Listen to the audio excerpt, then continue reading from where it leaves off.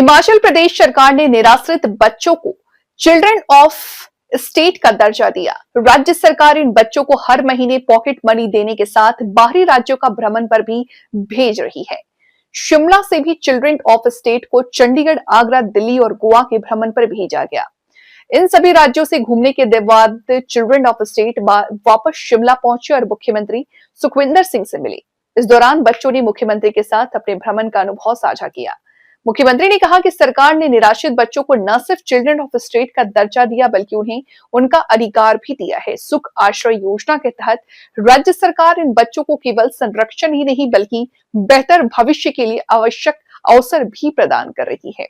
इस यात्रा का उद्देश्य बच्चों को राष्ट्रीय एकता, सांस्कृतिक विरासत, आधुनिक बुनियादी ढांचे और शैक्षणिक संस्थानों से परिचित करवाना था, जिससे उनका सर्वांगीण विकास सुनिश्चित हो सके। मुख्यमंत्री ने कहा कि दिल्ली में उनकी केंद्रीय आला कमान के साथ मुलाकात हुई है। आने वाले वक्त में मंत्रिमंडल में फेरबदल भी संभावित है। मुख्यमंत्री ने बताया कि उन्होंने केंद्रीय वित्त मंत्री के साथ राज्य की वित्तीय स्थिति पर चर्चा की और हिमाचल प्रदेश की आर्थिक स्थिति को सुदृढ़ करने के लिए केंद्र सरकार से उदार सहयोग प्रदान करने का आग्रह किया। केंद्रीय मंत्री को 16वें वित्त आयोग को प्रस्तुत किए गए ज्ञापन और अतिरिक्त ज्ञापन की जानकारी दी। उन्होंने राजस्व घाटा अनुदान को न्यूनतम 10,000 करोड़ रुपए प्रति वर्ष निर्धारित किए जाने का आग्रह किया। उन्होंने 16वें वित्त आयोग के अवार्ड पीरियड के दौरान राज्यों के राजस्व और व्यय अनुमानों के यथार्थवादी आकलन पर बल दिया। इसके अलावा केंद्रीय राजस्व मंत्री जगत प्रकाश नड्डा के साथ मुलाकात के दौरान मुख्यमंत्री ने केंद्रीय मंत्री से हिमाचल प्रदेश से जुड़ी परियोजना से संबंधित मुद्दों को केंद्र सरकार के समक्ष रखने और प्रदेश के विकास में सहयोग का आग्रह किया।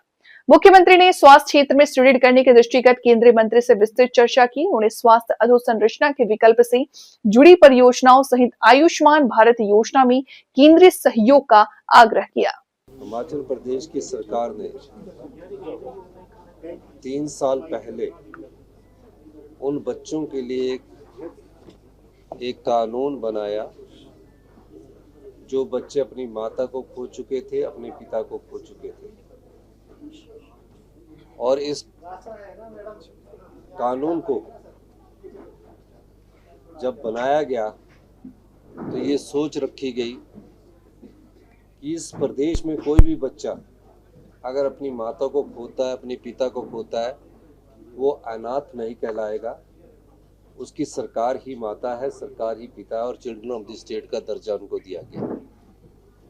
महज दर्जा देना उद्देश्य नहीं था, लक्ष्य ये था कि जिस प्रकार हम अपने परिवार के बच्चों को पालते हैं उस प्रकार का पालन पोषण राज्य सरकार करेगी।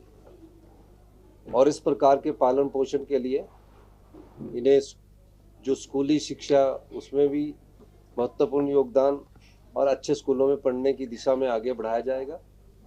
और जिस प्रकार हम अपने परिवार को शैक्षणिक भ्रमण के लिए या घूमने के लिए अपने बच्चों के साथ जाते हैं, वो सुविधा भी इन बच्चों को प्रदान की जाएगी। तो ये आज पहली बार जब ये आए हैं तो उन्हें 10 दिन के टूर पर हमने पूरे देश में घूमने के लिए भेजा।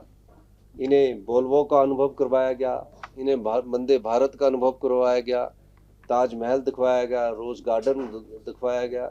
फिर इन्हें बाई एयर की सुविधा से गोवा भेजा गया। 4 दिन ये गोवा में रहे और अब गोवा में घूमने के बाद ये मुझसे मिलने के लिए यहाँ आए हैं।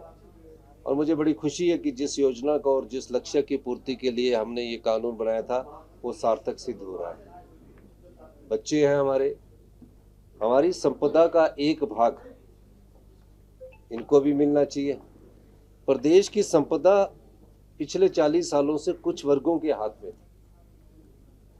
हमने हमेशा कहा कि जो प्रदेश की संपदा है उसमें 75 लाख जनता का अधिकार है, गांव में रहने वाले किसान का अधिकार है, आम परिवार के लोगों का अधिकार है और जो बच्चे अपनी माता पिता को खो चुके उनका अधिकार है। जो विधवाओं के बच्चे हैं उसकी पढ़ाई का भी पूरा खर्चा हिमाचल प्रदेश की सरकार दे रही है। तो ये सब योजनाएं जो है ये प्रदेश की इस संपदा से बनाई जा रही है। उस संपदा को जिसको पिछले कई वर्षों से लुटा दिया जाता था, हमने उस भ्रष्टाचार के चोर दरवाजे बंद किए और जो पैसा हमने उस भ्रष्टाचार के चोर दरवाजों से बचाया उसमें इस प्रकार की योजनाओं को हमने अमली जामा पहनाया। दिल्ली दौरे